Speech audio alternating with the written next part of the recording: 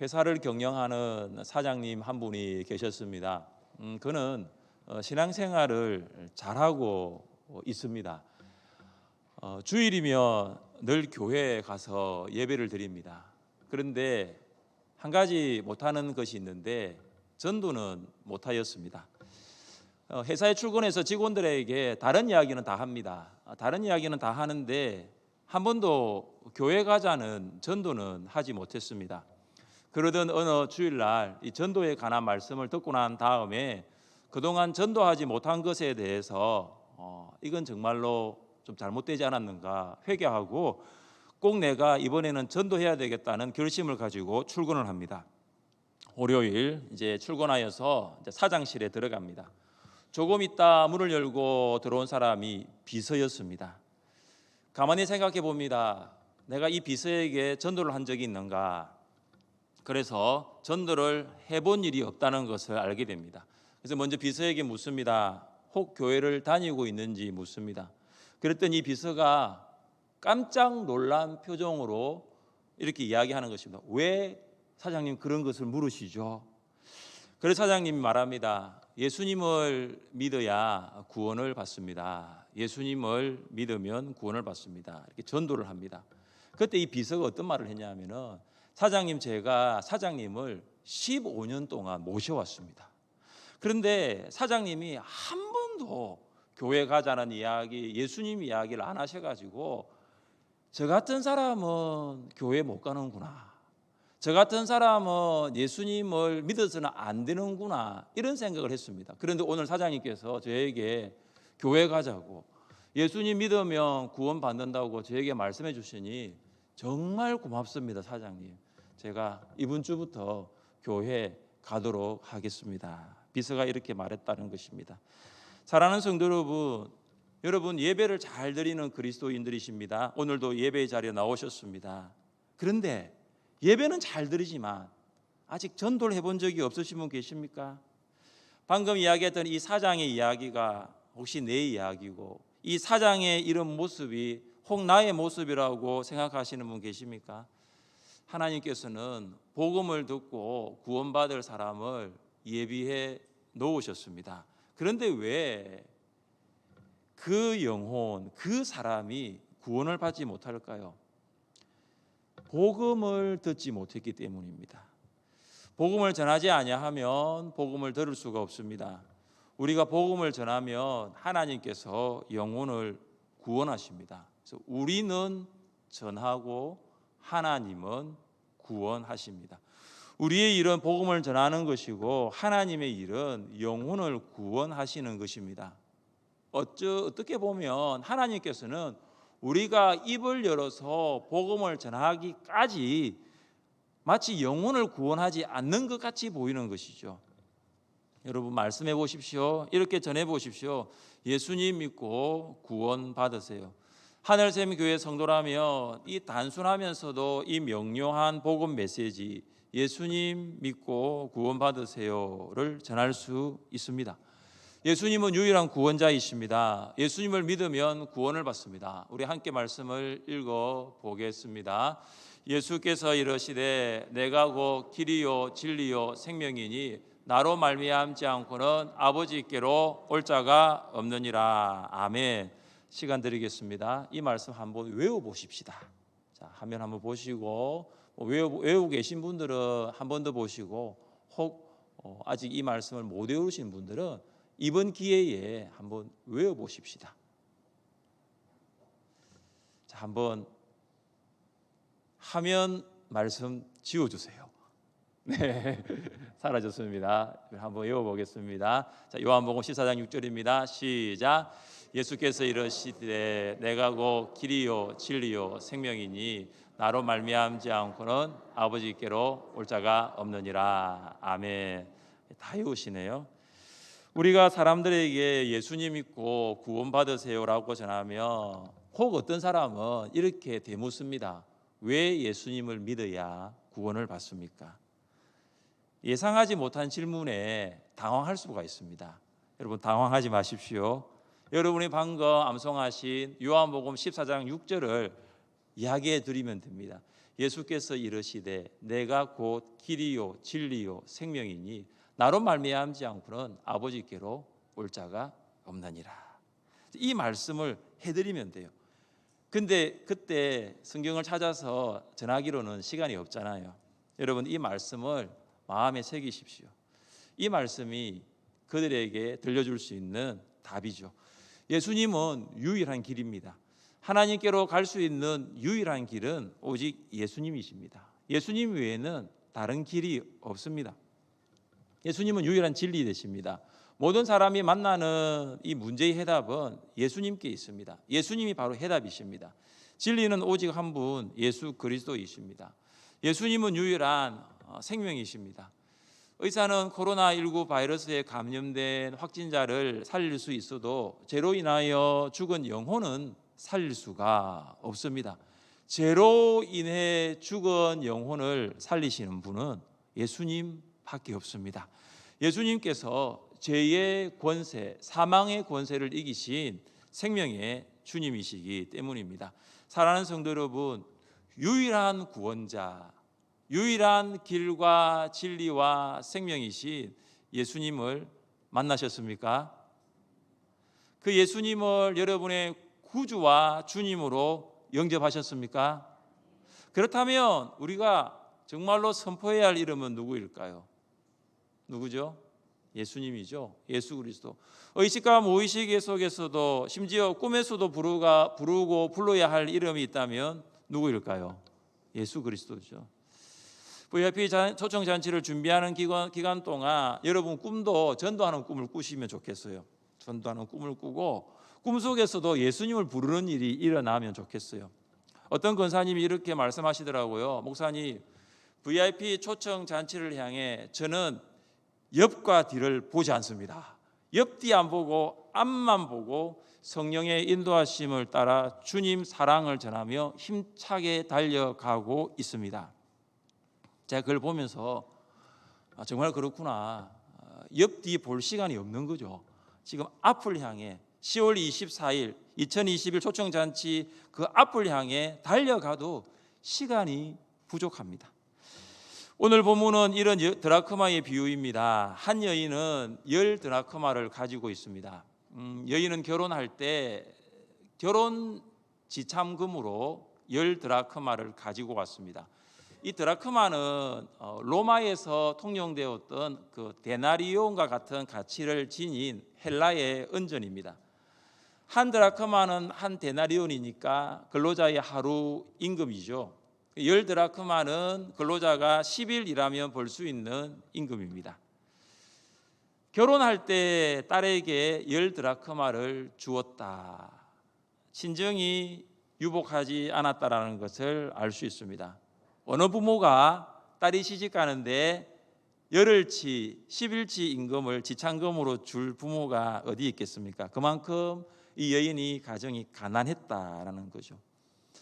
비슷한 가정에 시집을 간다고 가정한다면 여인이 시집 갔던 시댁 또한 가정 형편이 비슷하게 가난했을 것이다라고 짐작해 볼 수 있습니다.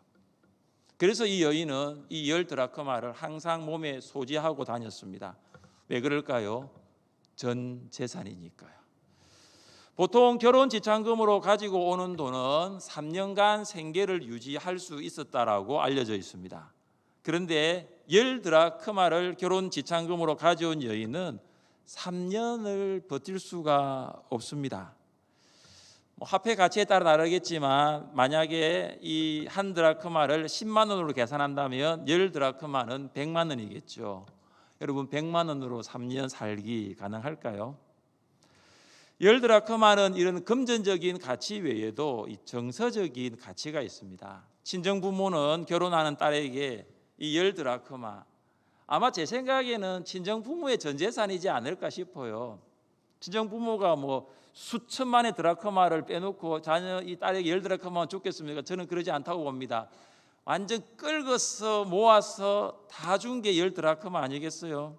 10 드라크마를 주면서 결혼 생활이 힘들겠지만 힘들고 어렵더라도 잘 이겨나갈 수 있도록 이야기했을 것입니다. 그리고 비록 가난하게 이제 결혼 생활을 출발하고 또 가난한 집에 시집을 가지만 내가 너희의 결혼 생활을 위해서 우리 부모가 늘 기도할 것이다 라고 말을 또 했을 것입니다. 근데 이 드라크마, 이 은전에는 뭐가 있냐면 딸을 향한 이 부모의 사랑이 있는 거예요. 여인은 이 은전을 볼 때마다 어떤 생각했을까요? 아, 부모님이 나를 위해서 기도하고 있구나. 부모님이 나를 위해서 나의 사랑, 부모님의 사랑이 여기에 있구나. 그런 생각하지 않았겠어요? 그런데 여인이 10드라크마 중에 하나를 잃어버리고 맙니다. 금전적인 가치도 있지만 더 큰 것은 정서적인 가치가 있는 드라크마를 잃어버린 것이죠.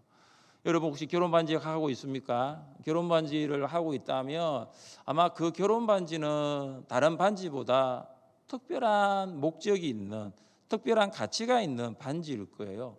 그러니까 다른 사람이 가지고 있는 드라크마, 어떻게 보면은 쉽게 쓸 수 있는 한 드라크마지만 이 여인이 잃어버린 이 드라크마는 굉장히 목적이 달라요. 특별한 목적이 있는 거잖아요. 잃어버렸다고 해서 구할 수 있는 것도 아니고 살 수 있는 것은 더더욱 아닙니다. 이 드라크마는 여인을 향한 부모의 사랑입니다. 여인에게 드라크마의 이 특별한 목적이 있는 것처럼 하나님께서는 한 사람 한 사람에게 특별한 목적을 가지고 있다는 것을 아십니까? 모든 피조물은 하나님의 말씀에 의해 창조되었지만 유일하게 사람만 하나님의 손에 의해 지음받았습니다. 하나님이 자기 형상 곧 하나님의 형상대로 사람을 창조하시되 남자와 여자를 창조하시고, 사람이 하나님의 형상대로 창조되었다라는 것은 하나님의 외모를 닮았다는 말은 아닙니다. 하나님의 형상대로 창조되었다는 것은 하나님의 속성을 닮았다는 것입니다. 그래서 하나님께서는 사람에게 어떤 속성을 주셨냐 하면 거룩함, 의로움, 사랑, 인내, 용서, 신실, 이런 속성을 주셨어요. 사람에게는 뭐가 있냐면 거룩이 있고 의가 있고 사랑과 인내와 용서와 신실이 있습니다. 하나님께서 사람을 창조하실 때 사용한 재료가 무엇입니까? 흙이죠. 흙은 발에 밟히는 것입니다. 흔하디 흔한 것이 흙입니다. 지천에 보이는 것이 흙입니다. 여러분은 오늘 아마 그 흙을 밟고 오셨을 거예요. 가치 없는 존재로 보여질 수 있습니다. 하나님께서는 가치 없는 흙으로 가치 있는 사람을 만드셨습니다. 여호와 하나님이 땅의 흙으로 사람을 지으시고 생기를 그 후에 불어넣으시니 사람이 생명이 되니라. 발에 밟히는 흔하디 흔한 가치 없는 흙으로 사람을 만드신 하나님께서 하신 일이 무엇입니까? 생기를 불어넣으셨습니다. 이 생기가 들어오니 사람이 생명, 다시 말해 영적인 존재가 됩니다. 이 말은 하나님과 영적인 교제를 나눌 수 있는 존재가 되었다라는 것입니다. 여러분 한번 생각해 보십시오. 사람을 제외하고 하나님과 교제할 수 있는, 하나님과 영적으로 교제할 수 있는 피조물이 또 어디 있습니까? 흙에서 시작하여 흙으로 끝나는 것이 사람인데, 사람은 이 생기를 통하여 창조주 하나님과 교제할 수 있는 아주 특별한 존재가 됩니다. 이런 사실을 알고 있었던 다윗이 무엇을 고백합니까? 내 형질이 이루어지기 전에 주의 눈이 보셨으며 나를 위하여 정한 날이 하루도 되기 전에 주의 책에 다 기록이 되었나이다. 하나님께서는 다윗의 형체가 다윗의 어머니 뱃속에서 자라나고 있다는 것을 보셨습니다. 하나님께서 단순히 다윗의 태아를 보신 것이 아닙니다. 다윗을 향한 분명한 목적이 있다는 것을 가지고 보셨습니다. 사랑하는 성도 여러분, 여러분은 하나님의 아들 독생자 예수 그리스도의 십자가 죽음을 통해 구원받은 사람임을 믿습니까?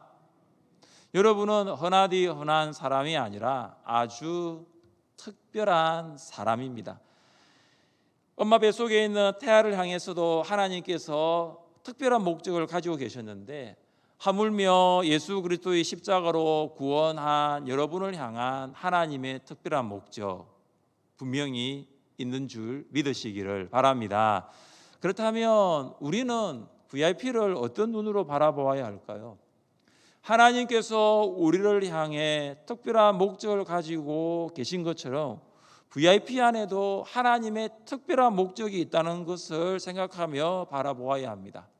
전도 소책자 사형리의 이럴 리는 무엇입니까? 하나님은 당신을 사랑하시며 당신을 위한 놀라운 계획을 가지고 계십니다. VIP를 위한 놀라운 계획은 VIP를 향한 하나님의 특별한 목적입니다. 여러분이 지난주 제출하셨던 그 작전 카드에 적힌 그 VIP 한 사람 한 사람은 하나님께서 그들을 향한 특별한 목적이 있다는 것을 기억하십시오. 10월 24일 날 그들이 예배의 자리에 나와서 하나님을 만나고 하나님의 말씀을 들을 때에 아주 하나님의 특별한 목적이 나를 향해 있다는 것, 나처럼 가치 없는 사람이라고 나는 생각해 왔는데 나를 향해서 하나님의 특별한 목적이 있다는 것을 그들이 알게 될 거예요. 이런 한 드라크마는 여인에게 아주 특별한 목적을 가지고 있습니다. 그래서 여인은 그것을 찾아야 하는 것입니다. 여인은 이런 드라크마를 찾기 위해 등불이 필요합니다. 여인은 손으로 들 수 있는 작은 등을 가져와서 거기에 불을 켭니다. 작은 기름등에는 작은 등불이 켜집니다. 비록 등불이 큰 밝기는 내지 못하지만 어두워져 있던 방을 서서히 밝힙니다. 여인은 빗자루를 가지고 와서 먼지가 수북히 쌓인 마루 구석구석을 씁니다. 바닥은 울퉁불퉁하여서 돌과 돌 사이에 틈새가 있기 때문에 충분히 온전히 그 돌과 돌 사이 바닥 틈새에 끼일 수 있습니다. 여인은 언전을 발견할 때까지 찾습니다. 여인이 언전 19개를 가지고 있지만 이 하나를 찾기까지는 가만히 있을 수가 없습니다. 오늘 본문의 저자 누가는 이런 언전 하나를 찾는 이 여인의 행동을 묘사를 하고 있는데 그 묘사한 부분을 한번 읽어봅시다. 우리 8절을 함께 읽겠습니다. 어떤 여자가 10 드라크마가 있는데 하나를 잃으면 등불을 켜고 집을 썰며 찾아내기까지 부지런히 찾지 아니하겠느냐. 아멘. 이 저자는 이 여인의 이 잃은 드라크마 하나를 찾는 모습을 지금 이렇게 설명하는데 유독 한 가지 단어에 우리의 시선을 고정하는 것을 우리가 볼 수 있습니다. 그것이 뭐냐면 부지런히라는 단어예요. 집을 썰며 찾아내기까지 부지런히 찾지 아니하겠느냐. 부지런히 찾지 아니하면 찾을 수가 없었다는 것을 보여줄 수 있습니다. 부지런히 찾지 아니하면 이런 한 드라크마 발견할 수 없다는 것을 알 수 있습니다. 이 현대인의 성경을 보면 부지런히 찾지 아니하겠느냐 이 말은 열심히 찾지 아니하겠느냐 이렇게 번역합니다. 부지런하다는 말은 열심히 있다라는 것이고 부지런한 사람을 위해서 우리는 향해서 저 사람 참 열심히 있다 이렇게 말하지 않습니까? 열심 하나님의 속성 가운데 한 가지입니다. 이사야 선지자는 예수님께서 태어나시기 전 800년 전에 예수님의 탄생을 이렇게 예언하였습니다. 이는 한 아기가 우리에게 낳고 한 아들을 우리에게 주신 바 되었는데 그의 어깨에는 정사를 메었고 그의 이름은 기묘자라 모사라 전능하신 하나님이라 영존하시는 아버지라 평강의 왕이라 할 것임이라. 그 정사와 평강의 다함이 무궁하며 또 다윗의 왕자와 그의 나라에 군림하여 그 나라를 굳게 세우고 지금 이후로 영원히 정의와 공의로 그것을 보존하실 것이라. 만군의 여호와의 열심히 이를 이루시리라. 이사야는 예수님이 오시기 전 800년 전에 이 말씀을 예언합니다.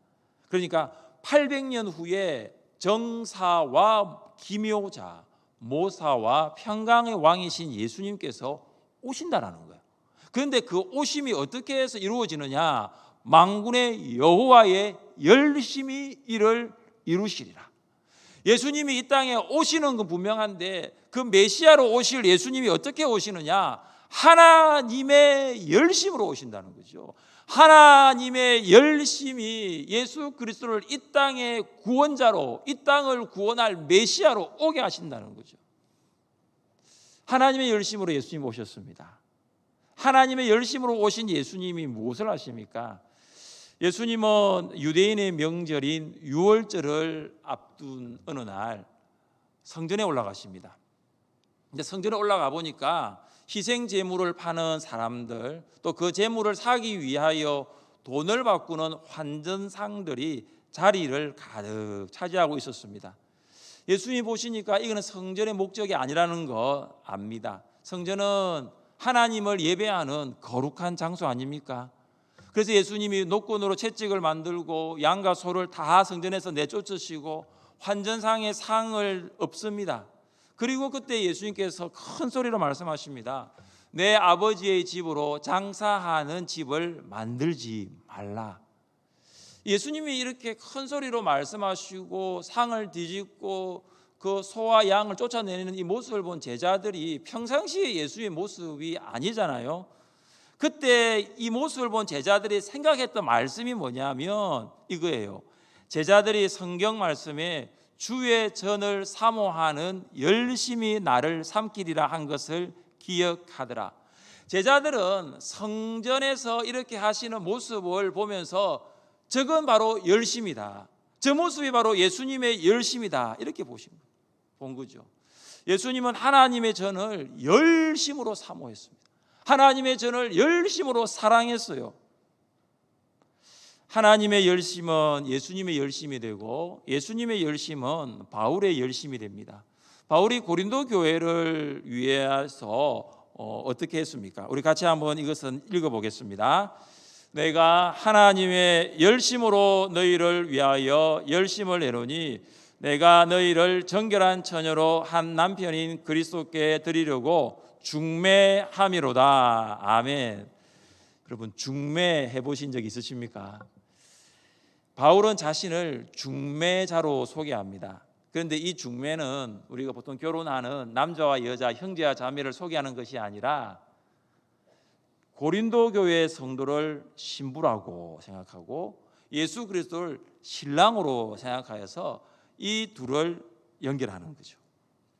고린도 교회가 위치한 고린도는 상업이 발달하여서 경제적으로 잘 사는 도시입니다.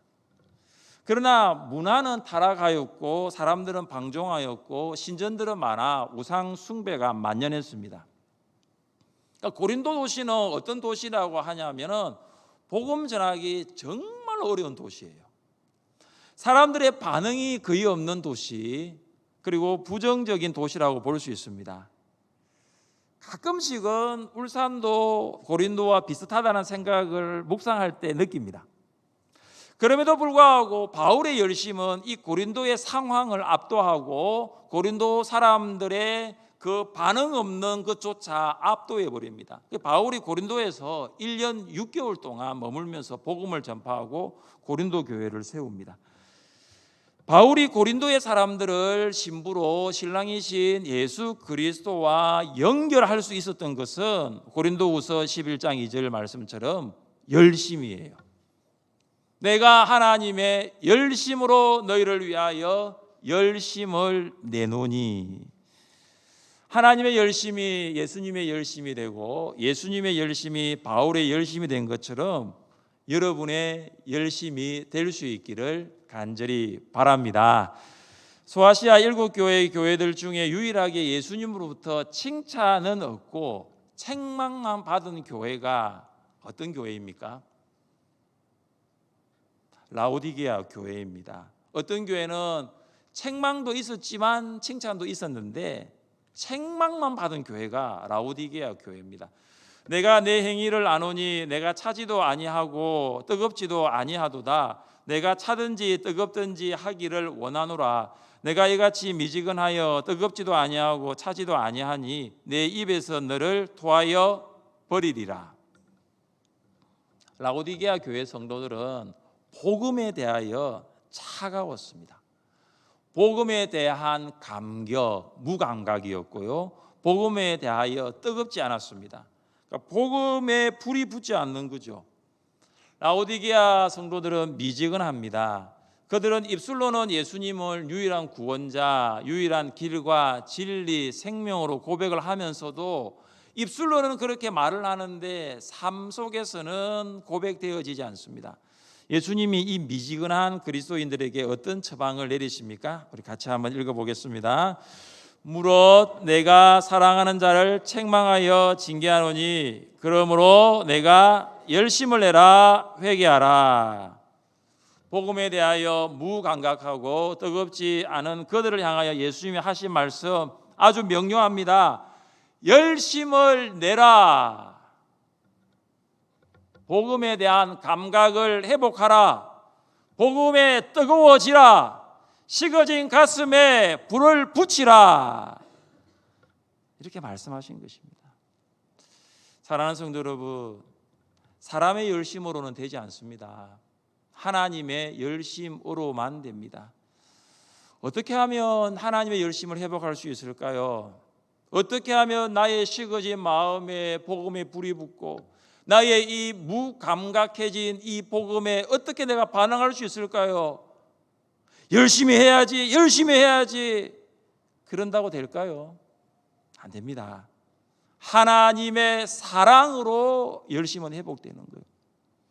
여러분, 하나님의 사랑이 열심을 회복하게 만듭니다. 여러분, 하나님의 사랑을 기억해 보십시오. 구원받은 성도는 하나님을 만난 그 사랑이 있어요. 여러분이 산다고, 먹고 산다고 너무 분주하여서, 여러분이 일한다고 너무 바빠서 그 사랑을 잠시 잊고 있을 뿐이지 하나님의 사랑은 있습니다. 여러분이 받은 그 사랑이 무엇인지를 기억해 보세요. 하나님의 사랑을 기억하면 복음에 대한 감각이 회복됩니다. 하나님의 사랑을 기억하면 다시 복음으로 뜨거워지는 거예요. 하나님의 사랑을 기억하면 식어진 가슴에 복음의 불이 붙습니다. 하나님께서 여러분을 어떻게 사랑하셨어요? 하나님께서 여러분을 어떻게 사랑하셨어요? 우리가 아직 죄인되었을 때에 그리스도께서 우리를 위하여 죽으심으로 하나님께서 우리에게 대한 자기의 사랑을 확정하셨느니라.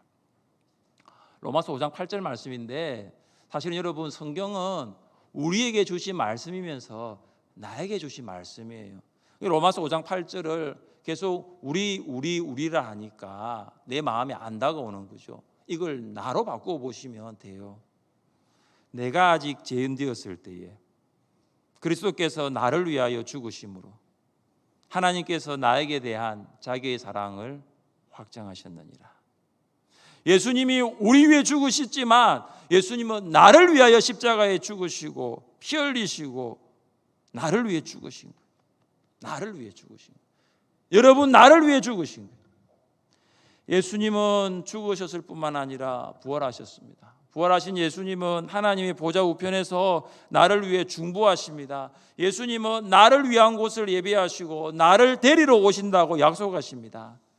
이 하나님의 사랑을 생각하며 나의 가슴이 뜨거워지는 거죠. 이 하나님의 사랑을 생각하며 나의 마음이 불붙기 시작합니다. 사랑하는 성도 여러분, 우리는 어떻게 VIP를 찾아야 할까요? 하나님의 열심으로 찾는 거예요. 우리의 열심은 우리의 의를 이룰 수밖에 없습니다. 여러분, 우리가 열심히 하면 이게 내 자랑이 되는 거예요. 그러면 교만하게 됩니다. 그러나 하나님의 열심으로 하면 하나님의 의가 나타납니다. 우리의 열심은 때로는 우리를 지치게 만듭니다. 낙심하게 만듭니다. 그러나 하나님의 열심은 날마다 우리에게 새로운 힘과 능력을 공급해 주십니다. 여러분, 하나님의 열심으로 VIP를 작정하는 것입니다. 하나님의 열심으로 VIP를 위해서 기도하고 연락하는 것입니다. 여러분, 지난주 기도 제목 카드를 드렸는데 기도하셨나요? 매일매일 요일별로 기도 제목이 있는데 기도하셨나요? VIP들에게 연락하고 만남을 하기 위해서는 VIP 작정부터 시작하셔야 됩니다. 앞서 주보에서도 말씀드린 것처럼 219명의 성도님들이 923명의 VIP를 작정하였습니다. 제가 이 작정에 참여하신 219명의 성도님들께 감사를 드립니다. 참 어려운 시기인데 그러나 하나님의 사랑에 감격하여서 무려 923명의 VIP를 작정했습니다. 본당 1층에 지난주 작정에 참여하신 성도님과 VIP들을 전도 나무라 해가지고 다 열매를 이렇게 붙였습니다. 어제 우리 부산에 행사부가 있어요. 그 집사님들이 거의 밤 10시까지 이거 하셨어요. 왜냐하면 일일이 다 이 작업을 해야 되거든요. 평원과 초원을 구분했습니다. 보시면 초원직이 이름이 있습니다. 평원 담당 교육자의 이름을 확인할 수가 있습니다. 그 초원 이름을 쭉 따라 올라가면 나의 목장이 나와요. 우리 목자님 이름이 나오고 나의 목장이 열매가 붙어 있습니다. 그런데 열매의 크기가 다 동일하지 않습니다. 어떤 건 열매가 커요. 어떤 건 열매가 조금 작습니다. 그것은 작정에 참여하신 성도님이 많은 목장은 열매가 크게 나왔고, 왜냐하면 작정한 성도님들이 워낙 많다 보니까 작은 열매를 만들 수가 없었습니다. 그런데 작정에 많이 참여하지 못한 목장은 좀 작게 이렇게 나왔습니다. 어떤 목장은 목자가 작정하지 않는 목장도 있습니다. 또 어떤 목장은 목자만 작정한 목장도 있습니다. 목자가 VIP를 작정하지 않으면 목원들은 작정하기가 어렵습니다. 여러분, 신앙은 보고 배우는 것이잖아요. 여러분, 목자는 그 목장의 영적인 아버지예요. 목녀는 그 목장의 영적인 어머니예요. 그러니까 아버지 어머니가 예를 들어 하지 않는데 자녀들이 하겠습니까? 작정하라고 말을 하는 게 중요한 것이 아니고 내가 작정을 하는 거예요. 보고 배우는 거잖아요. 우리 목자님이 작정하셨다. 그래서 어떤 목자는 목자만 작정한 목장이 있어요. 보시면 압니다. 목자 이름밖에 없어요. 그러면 어떻습니까? 목원들이 내가 못했네, 우리도 해야지, 그렇게 하지 않겠어요? 지난주 출석 성도를 생각하면 아직 150명 정도의 성도님들이 VIP를 작정하지 않으셨습니다. 계속해서 작정하시면 좋겠어요. 하늘샘교회 성도라면 2021 VIP 초청 잔치를 위한 VIP 작정에 한 마음으로 동참해 주시기를 간곡히 부탁드립니다. 드디어 여인은 이런 한 드라크마를 찾았습니다. 여인은 친구들과 이웃을 불러 모읍니다. 그들과 함께 나누며 기쁨을 또 나눕니다. 우리 9절 말씀을 함께 읽겠습니다. 또 찾아낸 적 벗과 이웃을 불러 모으고 말하되 나와 함께 즐기자. 이런 드라크마를 찾아내었노라. 아멘. 이런 드라크마를 찾은 것으로 마을에는 잔치가 열립니다. 한 영혼이 하나님께로 돌아오는 것은 교회에서 가장 큰 잔치입니다. 교회는 영혼 구원을 위하여 만들어졌고 영혼 구원을 위해 존재합니다. 목장도 마찬가지예요. 하늘샘 교회의 목장은 단순한 교제 모임의 목장이 아닙니다. 교회의 존재 목적과 동일합니다. 왜 우리는 하나님의 은혜로 구원받았습니까? 성도가 존재하는 목적도 동일합니다. 영혼 구원입니다. 바울이 하나님과 고린도 교회 성도들을 연결하는 중매자라고 이야기한 것처럼 우리도 하나님과 울산에 살아가는 사람들을 연결하는 중매 역할을 해야 되지 않을까요? 사랑하는 성도 여러분, VIP 초청잔치가 5주 앞으로 다가왔습니다. 나를 향한 하나님의 특별한 목적이 있듯이 VIP들을 향한 하나님의 목적을 발견할 수 있기를 바랍니다. 코로나 가운데서도 2021 VIP 초청 잔치를 허락하신 하나님의 목적이 있습니다. 하나님의 사랑을 기억하며 하나님의 열심으로 VIP를 위하여 날마다 기도하고 연락하며 만날 수 있기를 바랍니다. 설교 서론에서 회사의 비서를 전도하여 교회로 인도한 그 사장의 간증이 우리 모두의 간증이 될 수 있기를 바랍니다. 그렇게 하려면 복음을 전하면 됩니다. 우리가 전하면 하나님께서는 구원하십니다. 하나님의 열심으로 복음을 전하는 여러분 될 수 있기를 주님의 이름으로 축복합니다.